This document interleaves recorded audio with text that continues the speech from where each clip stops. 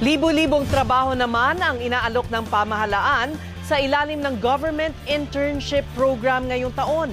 Solusyon daw ito sa problema ng job skills mismatch at kakulangan sa work experience. Kaya hirap makahanap ng trabaho ang maraming kabataang Pinoy. Ibandila mo, Apple Salandoni. Second-year college na si Joy nang huminto sa pag-aaral para makatulong sa pamilya. Pero nahirapan siya maghanap ng trabaho, kaya laking pasalamat niya nang matanggap sa Government Internship Program ng DOLE. Itong trabaho ko lang po na ito, malaking tulong na po para sa pamilya ko.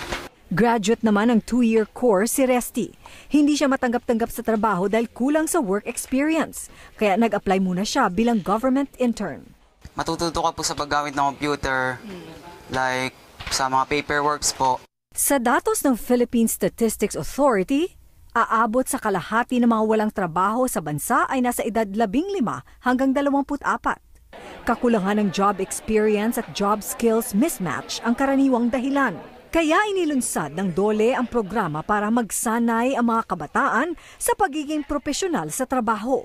Ngayong taon, 4,000 ang tatanggaping interns sa NCR pa lang.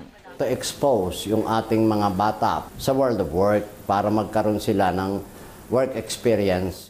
6 na buwan ang internship program. Sa sahod ng 75% ng minimum wage ang interns at may government insurance pa.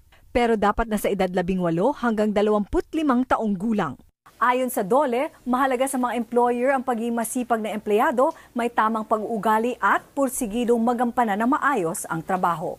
Kapag nasanay na sa internship program, merong higit 1 milyong job opening ang pwedeng pagpipilian. Sa mga interesado, magtungo lang sa DOLE o Philippine Employment Services Office sa inyong lugar.